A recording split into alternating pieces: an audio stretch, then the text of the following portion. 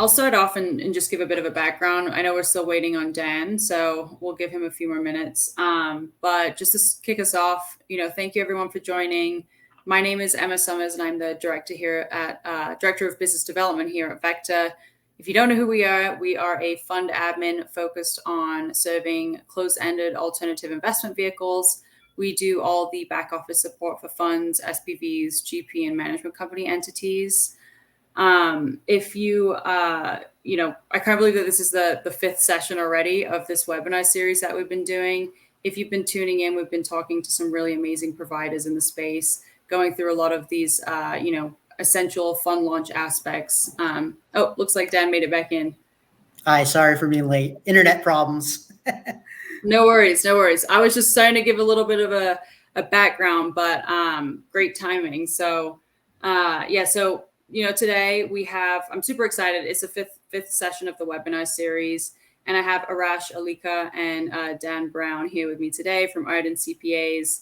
Arash and Dan are amazing tax experts. We have a ton of mutual clients who've been working together for a couple of years now.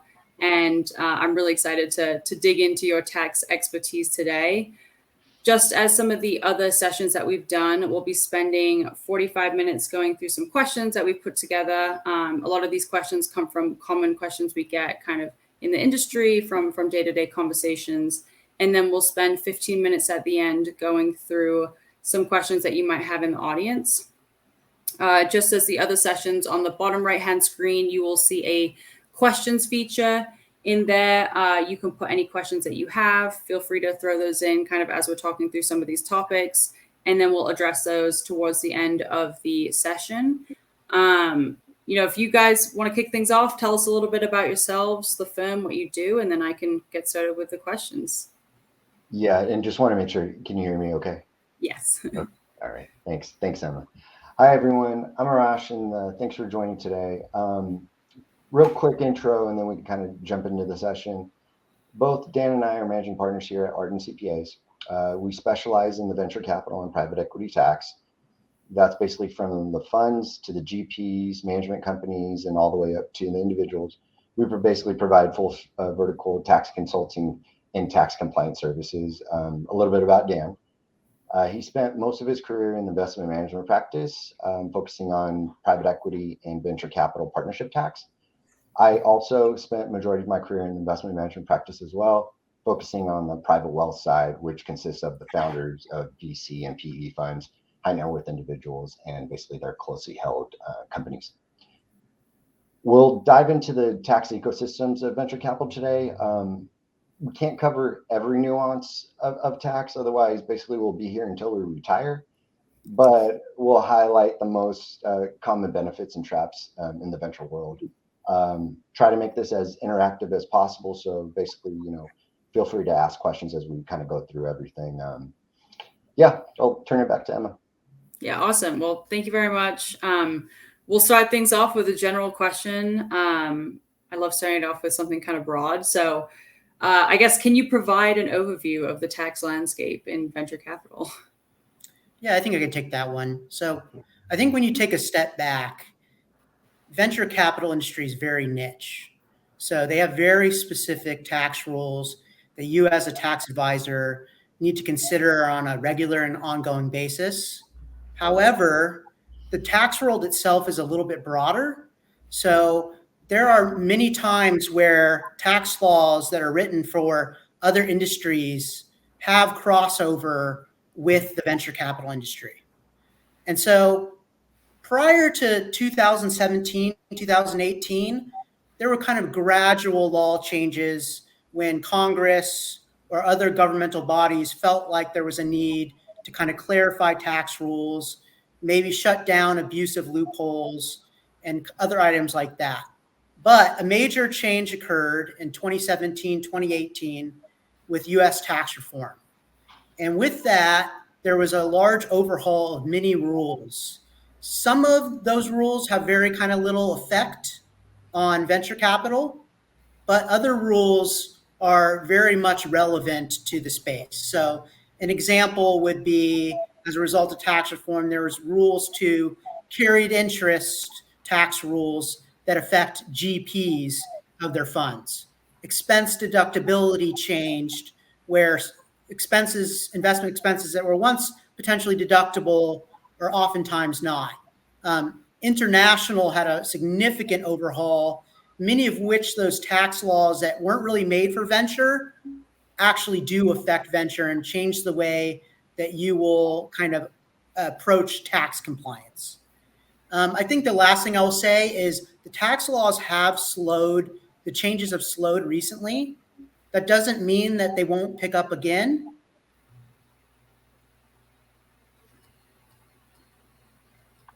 Did we lose Dan?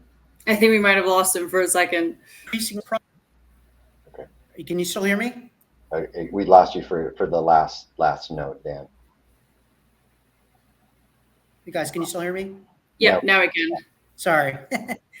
But what has become more of a onerous process is with respect to the compliance requirements. So an example of that would be Schedule K2 and K3, which requires you, if you have any type of international investments, to provide certain information attachment to your Schedule K1.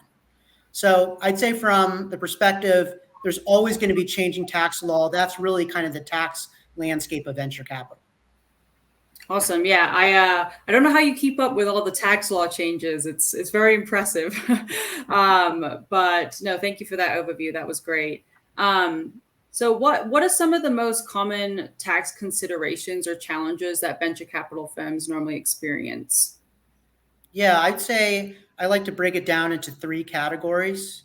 There's really structure, making and exiting investments, and then kind of broader, the GP and management company.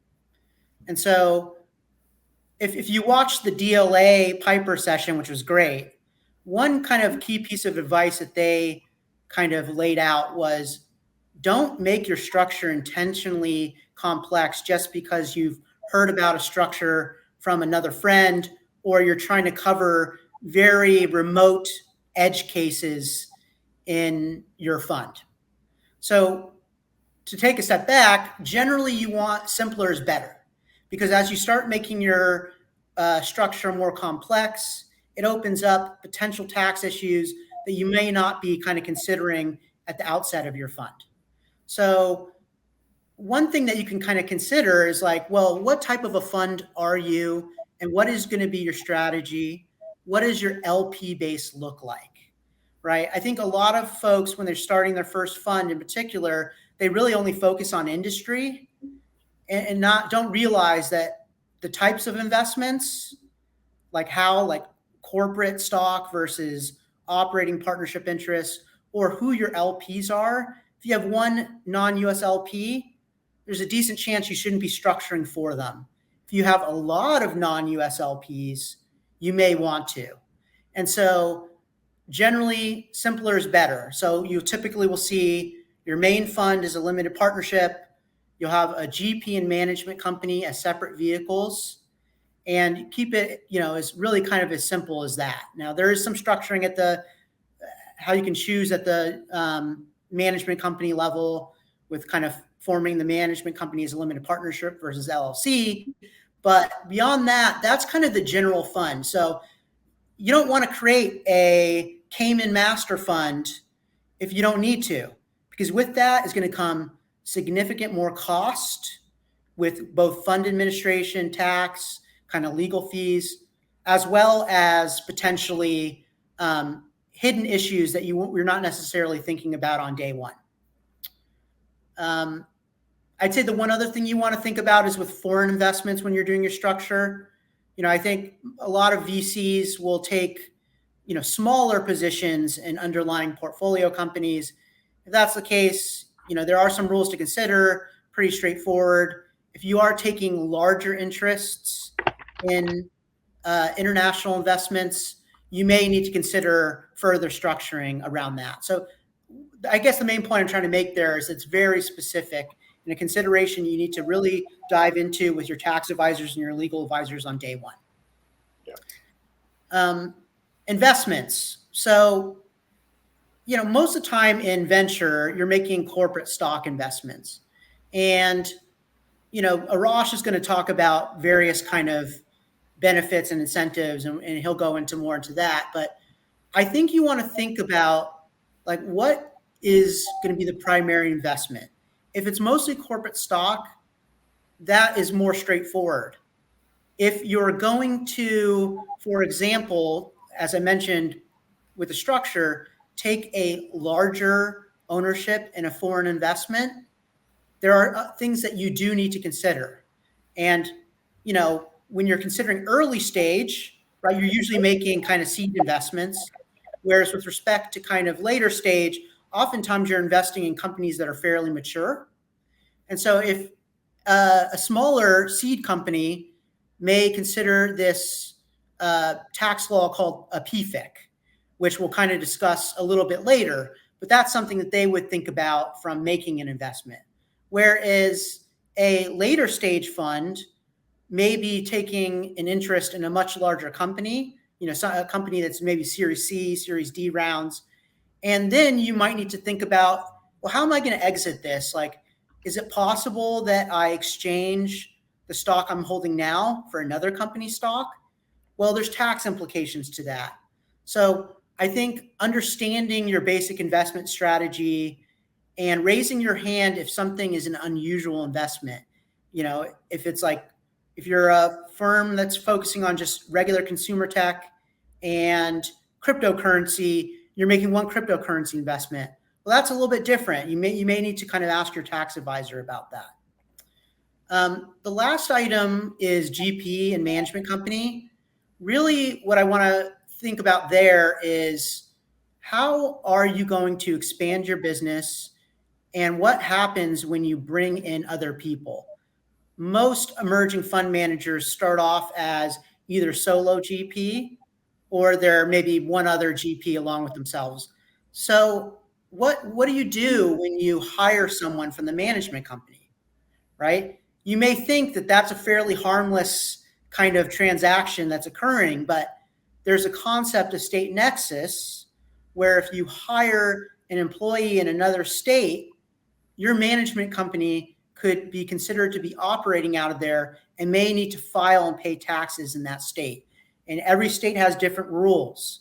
So with any consideration of a venture fund, the key item is kind of being proactive and really not just saying, well, okay, I launched my fund on day one. I've went through the tough structures, stuff with DLA or other very qualified law firms, but kind of what do I need to continue to think about as I move forward? No, this has been amazing insight. I think it ties us back to one of the subjects that we keep talking about in all of these webinar series is that, you have to work with people that know the space, know what they're doing. And I think especially getting in early with the tax provider that you're going to use. And so you can talk through some of these subjects and talk through these considerations when you're thinking about structuring and the investments that you're making and the LPs you're taking on is just so essential and really sets you up for a longer term success in terms of, making sure that you're ahead of everything and being proactive. So moving on to some of the benefits and incentives, can you discuss what some of those are and available to VC firms? Yeah, I'll take that one. So like when you look at like the benefits and incentives of an actual firm in general, you look at the fund and then you look at the ecosystem and who does that really affect, right? And you basically, when you look at the fund and run it all the way up to the flagpole, it's basically the individuals themselves. So let's talk about what that means to the individuals themselves.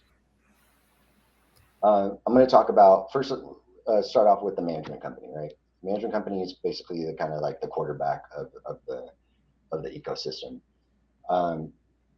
When you first structure your management company, you can either do it by receiving a management fee or potentially management fee waiver or fee waiver is we call it. And basically what fee waiver allows, and so the difference is actually getting a stream of set income from receiving a management fee, or versus a fee waiver, basically it allows fund managers to forego management fees in exchange for basically special allocations or profits interest. And so when you think about it, you're like, well, why would I do that in theory, right? Why would I forego a management fee for this? And it's deep down, it's basically a rate play on the investments. When I say rate play, so when you receive a management fee, you are paying ordinary income taxes. When you set up a fee waiver, you're foregoing the management fee, and you may get a special allocation or profits interest for upon a profitable exit. And that potentially, and I say potentially because there's going to be other caveats to this, it can turn into long-term capital gains, which are preferential rate play, lower tax type of character assets. So when you look at that, you're like, okay, what are the kind of like the traps involved by doing so, by doing fee waiver, right? And so one of them is if you forego your management fee, then how are you going to pay for your expenses? How are you paying for the bills? How are you going to be paying for that? So you might have to take out a loan. You might have to inject capital yourself. So that's one thought to have when you do that. And the second thing is, you have to have a profitable event upon being able to kind of execute the full fee waiver, right? So if you don't have a profitable event, you're kind of basically left in the dark, and you really are left with just basically expenses on your hand.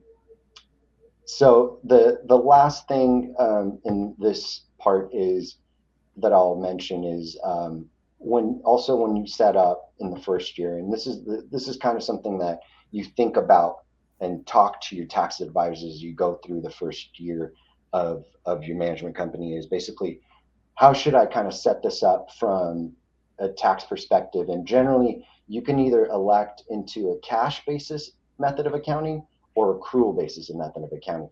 And what the differences are can basically structure you into better tax rates or better tax answers. And especially if you're kind of like straddling between years. And so, cash basis method accounting in general is basically once you receive the cash, it's basically taxable to that GP. From the other side of it is it's basically accrual. It's basically when you actually earn the cash. So there's some kind of play to kind of go through and see what the best answer would be in that first year, and also going forward.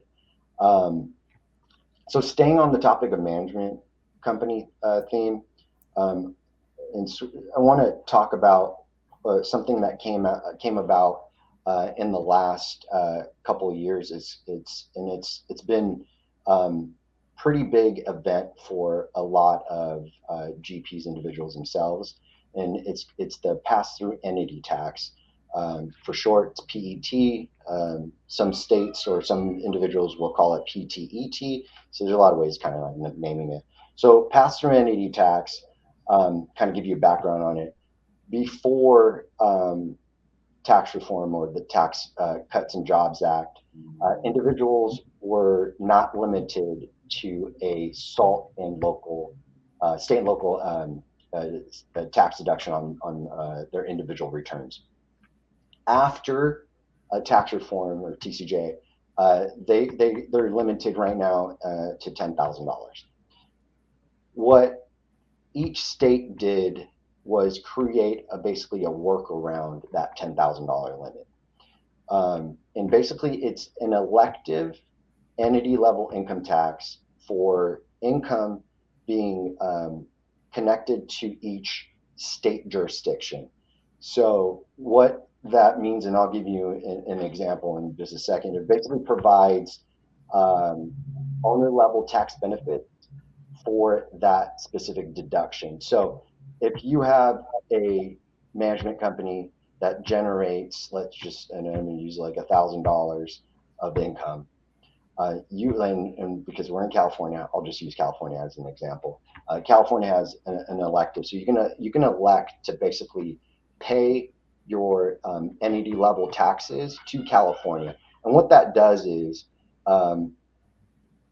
you get like, and so you calculate it's a 9.3% tax on 1,000. So you pay the $93 to California, and that $93 now is going to be able to use as a deduction at the management company.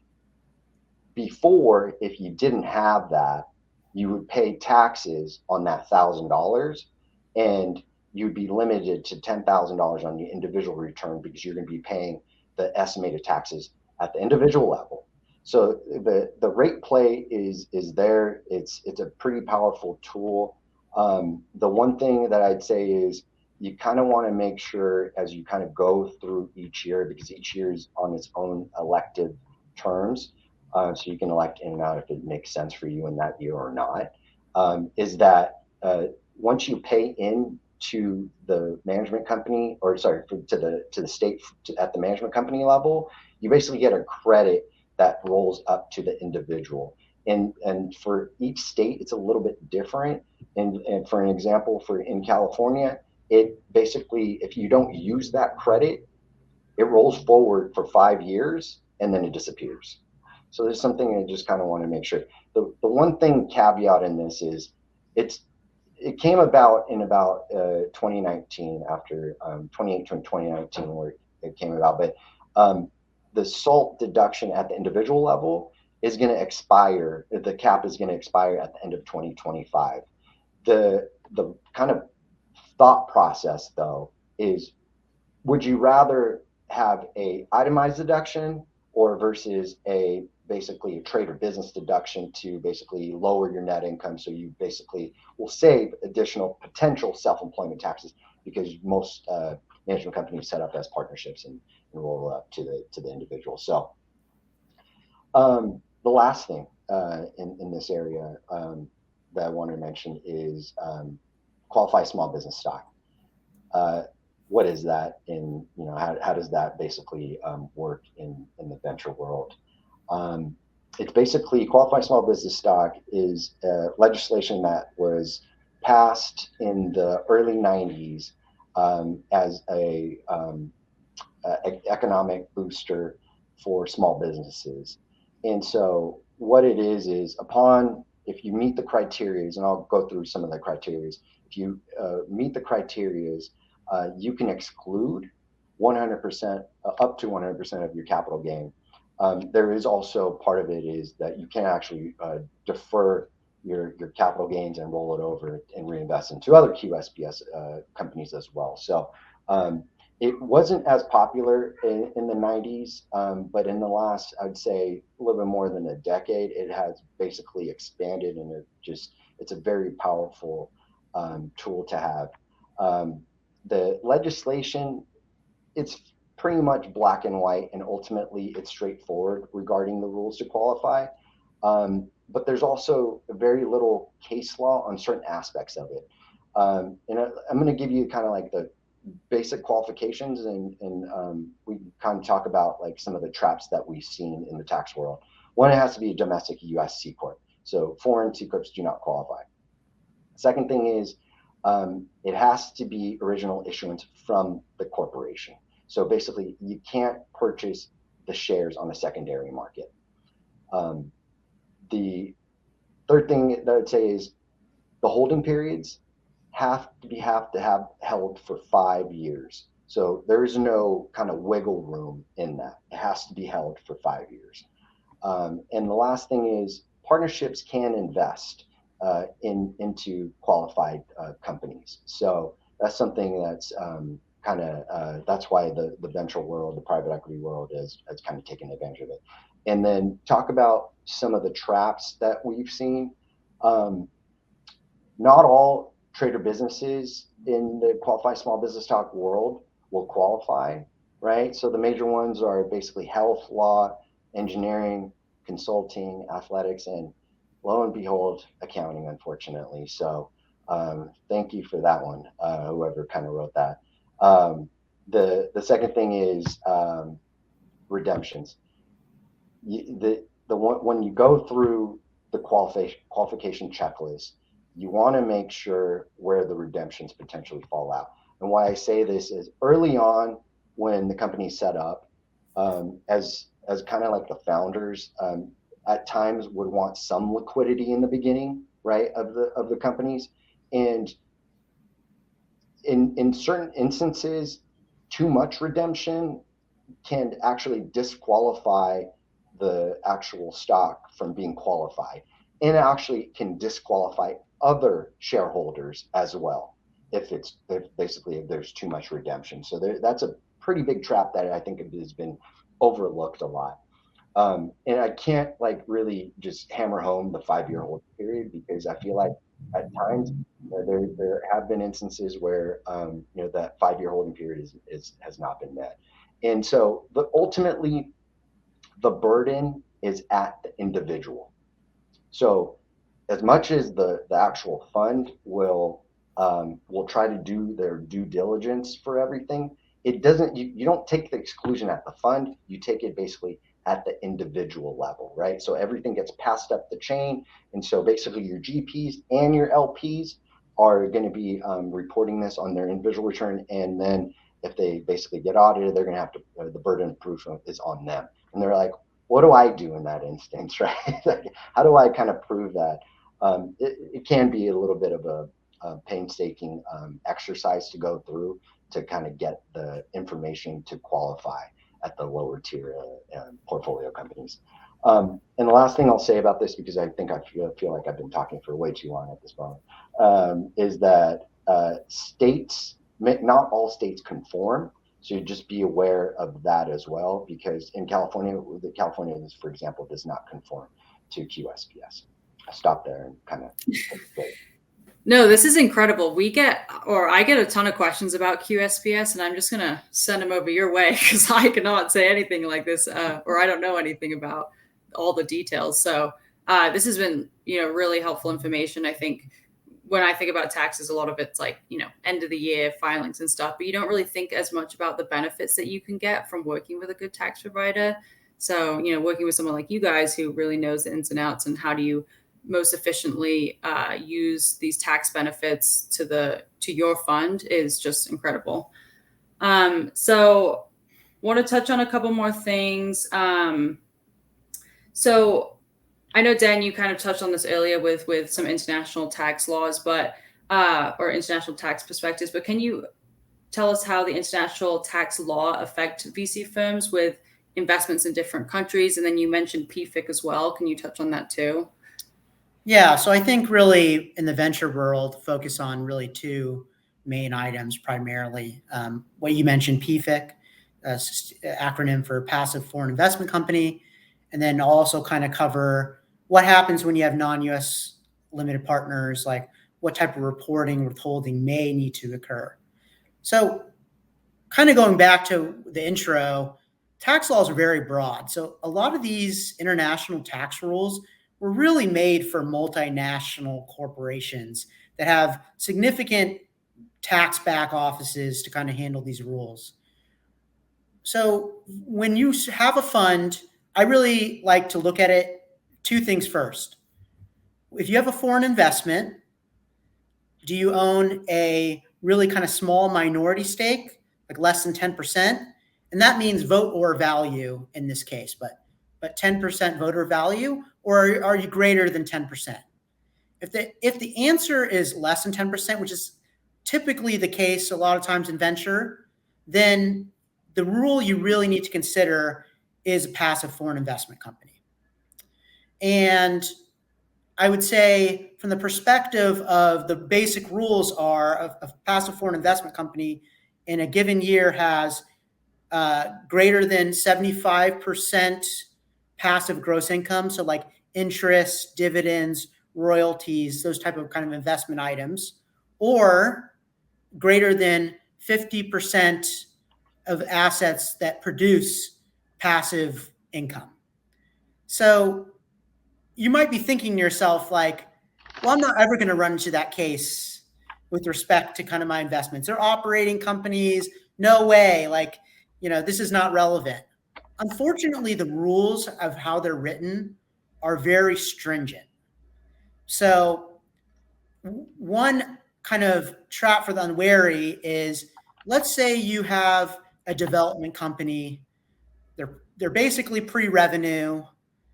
They're a startup, and all they have is interest income. If you look at the rules from a highly technical perspective, that interest income is likely considered passive. So if you don't have other, significant revenue sources, it's possible that 75% kind of test with respect to gross income, well, that interest might have you clear that hurdle. And you're kind of saying, well, why should I care? Like, what's the downside? Well, unfortunately, currently with kind of U.S. international tax laws, there are three main reasons why it's so important. First, specifically with respect to PFIC, a missed PFIC form begins at a $10,000 penalty per missed PFIC form per year, right? So if you're a smaller fund and you happen to get audited on this and the IRS, doesn't give you reasonable cause relief, that's a pretty big hit potentially. I mean, it can be hundreds of thousands of dollars. Secondly, if you miss these international filings, it doesn't just keep the statute of the return open for just that international filing. It actually keeps the whole partnership returns statute of limitations open. So obviously, that's bad, right? You don't want to have the worry that, hey, the IRS can go back 5-6 years and start auditing all my returns, right? Because of a missed international filing. And then with respect to PFIC, I won't go into great detail about how this occurs, but you can end up with, if you miss a PFIC, there's an election you usually can make to kind of help you called the qualifying electing fund election. If you miss that election, you potentially have ordinary gain on the sale of that shares, and how the punitive rules work is that calculating interest and penalties, you treat the gain as if it occurred ratably over the holding period of the stock of when it's a PFIC. So just imagine interest accruing and penalties accruing on an investment that began 10 years ago, right? It can be really bad. And so, in my career, I've seen this before go bad. And an example is one fund just didn't consider it at all. They weren't using a good tax provider.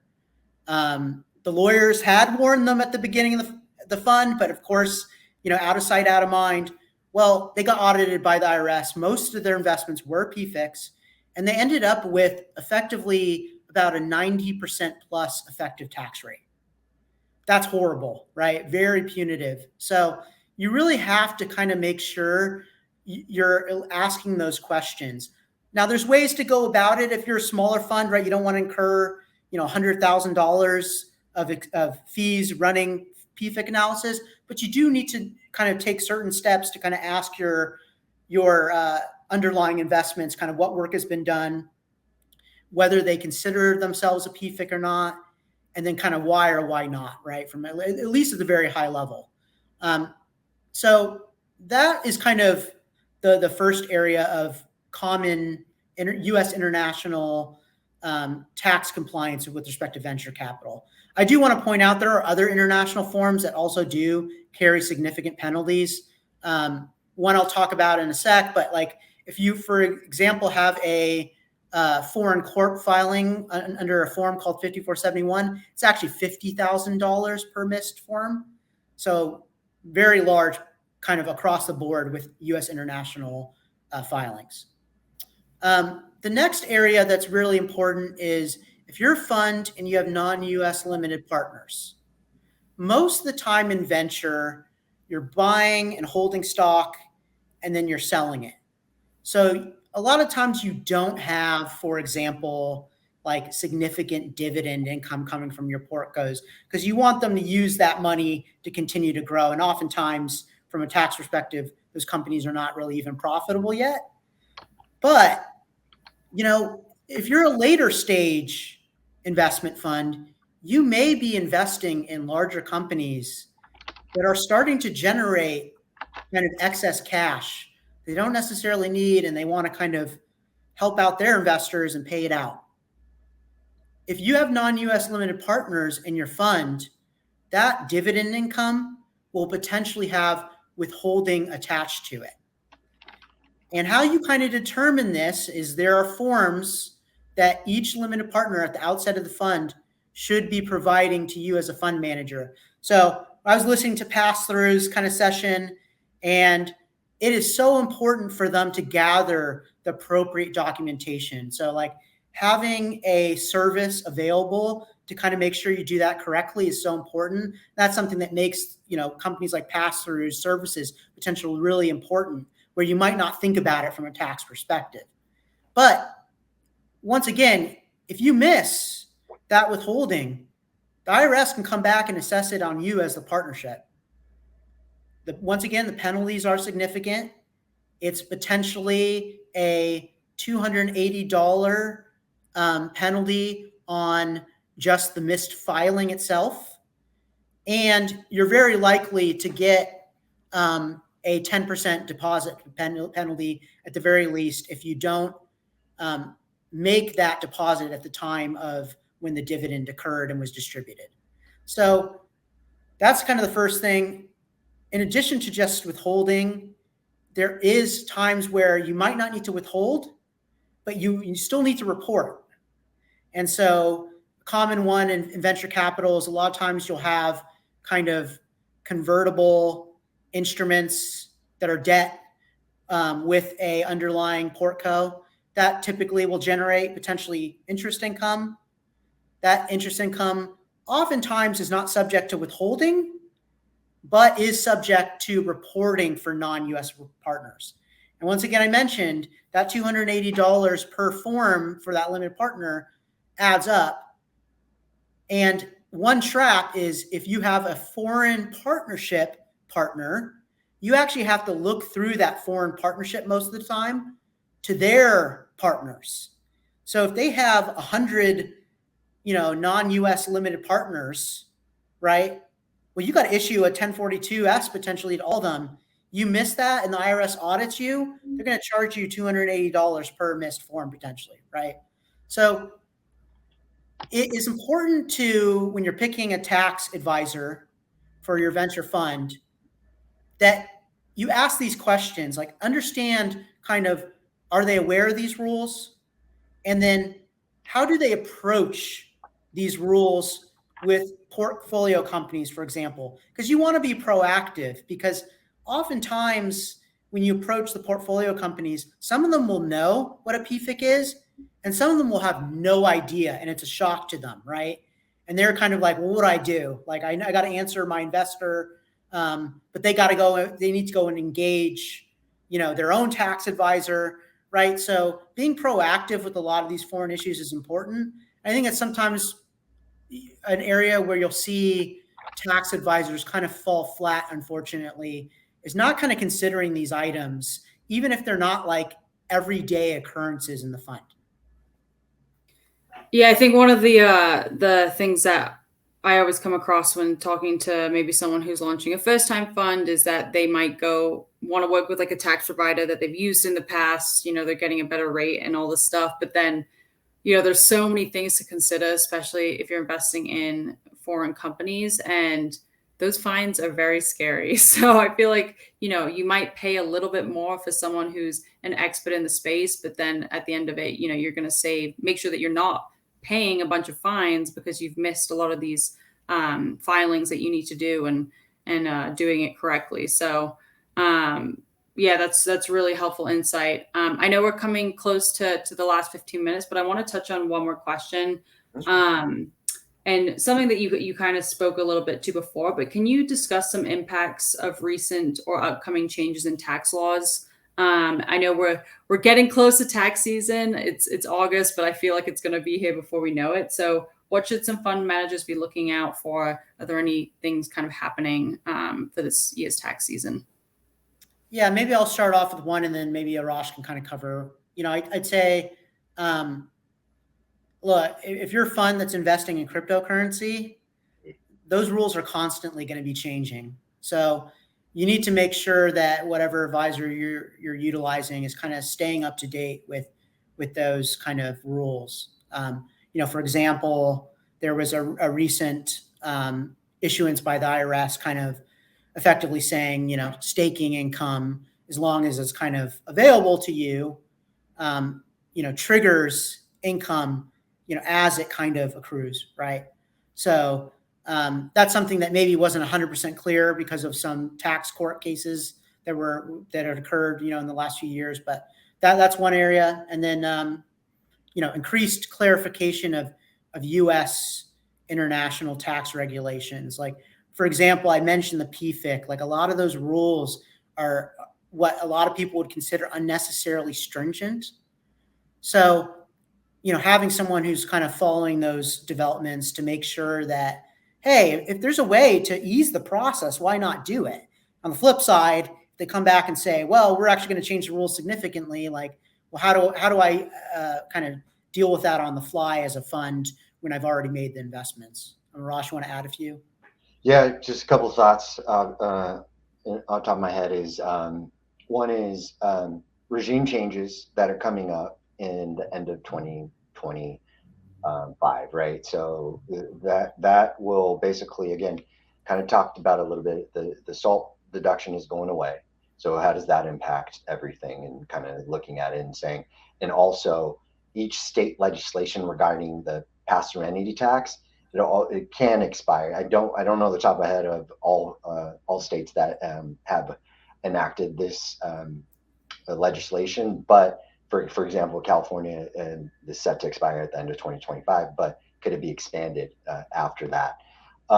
In the kind of current year that we're thinking about, is making sure if you do have exits, is making sure to basically have enough information regarding the carried interest that basically flows up to the GPs individuals, and making sure that information is dealt accordingly because of the different holding periods that we have for carried interest. So, and it's a specific nuance that you really have to think through, because it can get really complicated and muddy when you have a profits interest and a capital interest in the same fund. And then you're like, well, that's just, that would just blow any kind of mom and pop shop away, because that's just a very complicated area in general. And the last thing I'd say is, again, for the current calendar year that we're kind of thinking about, is to Dan's point regarding kind of the international reporting. Well, it's that, and also, the kind of the complexity of we have to deal with, which is the K2 and K3 issuances with the K1s on top of that. So again, that's kind of more new than anything else. Like last year, we kind of gave it was a little bit more lenient when it came to the reporting. I feel like in 22 and going forward, it's going to be a lot more strict by the government, and they're going to start kind of like looking at that in a little bit more in detail. Great. There's so many things to keep on top of. It's crazy. Yeah.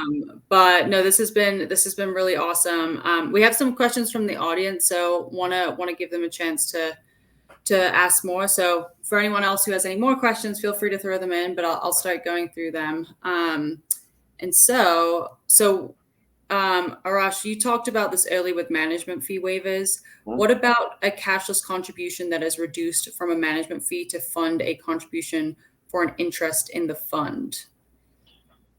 I'm going to punt that to Dan, because that's like his specialty right there. Yeah, well, I guess, and one and the same. So at the end of the day, like when you're waiving a management fee, you're forgoing that management fee now for a kind of future profits interest with respect to the kind of the fund's investments.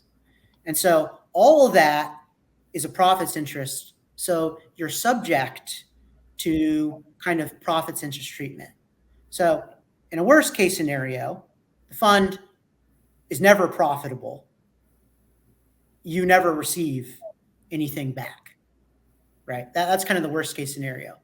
What you need to think about is, and Arash was kind of alluding to this with respect to kind of management fee waiver, because it is a profits interest, you as the GP, that is subject to the same holding period rules for carried interest of 1 to 3 years and greater than 3 years to determine whether or not that management fee waiver allocation, which relating to that cashless contribution, is taxed at potentially ordinary rates if it's held 1 to 3 year or greater than 3 years. And what you're really looking at is when you're looking at that 1 to 3 year and greater than 3 year, it's typically the holding period of the fund and the underlying asset. Now, I want to make sure that people understand this. You do follow-on round. You make an investment 5 years ago, but then you do a follow-on round, within 2 years of the sale. Those two different tranches of stock will actually have different holding periods for that kind of determination. But yeah, the cashless contribution works in a very similar manner to a straight kind of complete management fee waiver. Okay, got it. So here's another one. When there's an exit, what is a more favorable from a tax perspective if given the choice between an in-kind asset or a cash distribution? Well, you need to talk with your tax advisor about this because there are tons of traps with in-kind distributions. So I'll just say something to consider if you decide to go down the in-kind distribution route is you want to generally, when you're doing in-kind distribution, you want to be able to maintain tax-free treatment upon that distribution of the stock. There are rules with respect to kind of partnerships when they distribute stock with respect to marketable securities, where if you don't kind of handle these rules correctly, that distribution of stock is treated like you're distributing money, like cash, and then you trigger gain. So the benefits of an in-kind distribution, if done right, is that you can get tax-free rollover treatment to your investors and potentially you as the GP. The other nuance I want to point out is, let's say you have a carry stock distribution. The GP typically only puts in 1-2%. If you're getting 20% of the shares, you need to talk to your tax advisor about what that means. Tax advisors have different opinions on how that's handled, but just know that can be an added complexity. So really, back to your question, if you think that hey, this has room for growth, I don't want to trigger the liquidity, and pay the tax on it now, then maybe doing in-kind distribution is a worthwhile thing to do. But you need to make sure when you do so that it doesn't violate other tax rules where you basically kill the purpose of why you distribute that stock in the first place. I want to also say there are other rules with respect planning around distributing the stock to the GP, holding it for additional period of time to get above that 3-year rule for carried interest. Once again, that's a very nuanced topic, and you need to discuss that with your tax advisor. Yep. I guess the end of the story is make sure you loop in your tax advisor when you're doing an in-kind distribution. Don't skip on that part. and don't do it the following year. Do it before you probably actually execute it, because you don't want to get caught up in a trap. It's impossible to undo, right? Yeah. If you with in-kind distributions, right? You're basically, once you've done it, you've done it. Yeah, that makes sense. So what are the benefits of engaging with Ardan CPAs rather than a bigger tax firm or a Big Four? I'll let Arash kind of handle that first. Okay, so kind of a little bit of background. Dan and I are former Big Four, so we actually grew up in public accounting before starting Ardan. We're a boutique firm, and so what you see is basically what you get. We handle basically all the technicals, questions that you do get that come up with your fund and related entities as you kind of go through the life cycle of it. I'd say the main advantage is when it comes to the way that we kind of operate is that we operate basically as a all-inclusive type of firm. What that means is we like to control ecosystem if possible, And with the controlling of the ecosystem allows us to maneuver and pull some levers and do some more planning involved, versus at times with the kind of the turmoil of public accounting and public accounting in general, all around. When you go to a mid or large company, you may not get the same level of service. You may not, especially when you first start out with a smaller fund in general. You may get a junior associate that's kind of being handled on your account, and that junior associate is going to be handling a lot of your technical questions at first, and then, but right off the bat with a company like us, like Ardan, we're dealing with those technical questions. So basically, we're growing, but we're not growing to the point where we can't handle these type of issues. And Yeah. I don't think, yeah.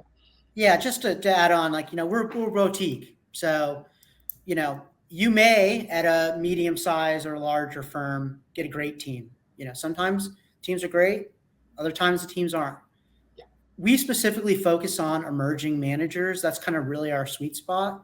So there is a level of complexity typically when you're an emerging manager. You're not quite at the level of issues of a larger kind of venture firm yet. Like, if you're a multi-billion-dollar venture fund, you're going to start doing types of transactions that are more unusual, or opportunities come up that you wouldn't have considered as a smaller fund trying to kind of control your costs, items like that. So I kind of see us, we're like, in some sense, we have expertise. We're also a middle ground from that perspective of, like, there's a lot of automated shops out there, and of course technology does some things great, but then there's not necessarily people behind the scenes with that kind of deep technical knowledge. And I think that applies with like any type of advisor, whether it be kind of a legal or fund admin, right? Like, you want someone who is really focusing on your space, and I think that's something that we provide that might not necessarily be the case with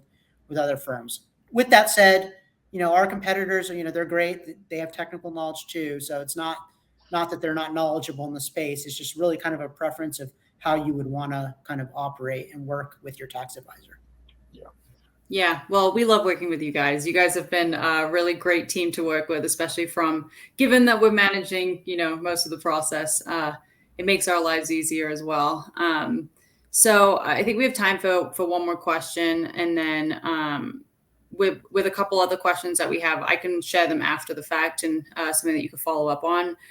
But what items should GPs look for when reviewing K1s, given the different basis of accounting between the financials received from the fund admin and what is provided from tax, assuming a fund admin is providing on a GAAP and K1s are on tax basis?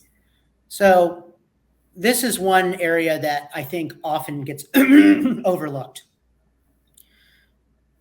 Tax, you have a waterfall at the fund that really kind of determines how you get into carry. You have a book waterfall. However, the bookkeepers, the fund admins of the world, the auditors kind of perceive the LPA agreement. And then you have kind of tax. So a recommendation I have that I don't often see occur is when you start having favorable exits, it's time to start asking the question of how does the cash distribution waterfall, which is effectively the book waterfall, compare to the tax waterfall? Because what happens sometimes, and I'll give one common example, is a lot of times in venture, right, you're recycling cash where you have one exit, successful, you get some cash, and a good use of cash sometimes is to use that for a follow-on investment or other investments. Book may or may not treat that as kind of like a full return. For tax purposes, though, you have to treat that as a gain, right? So there's times where, for example, the cumulative tax income gets ahead of the cumulative book income, without unrealized, and you could be in tax carry before you're in book cash carry. You can see the problem. All of a sudden, you're being allocated on your K1 a significant amount of income as a GP without a cash distribution necessarily to cover it. One thing I would talk about with your advisors, if you do find out that there is a little bit of a divergence between tax and book, is what do we have in place in terms of tax distributions to the GP? What funds will often do is they will set up a tax distribution provision as part of their LPA. They basically will say, hey, if there is an income recognition event where cash is not readily available as part of that kind of same waterfall, well, a special distribution can occur to cover the GP's taxes. So long story short, what I'll say is you start seeing large variances between kind of your taxable income and your distributions. Something is occurring.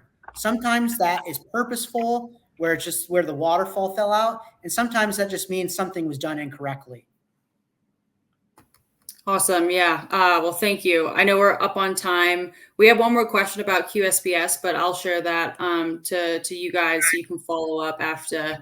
And so, just want to thank everyone for joining. Thank you both so much. This insight has been incredible. I feel more prepared for this tax season and just kind of moving forward in terms of, looking out for some of the fund managers that we work with.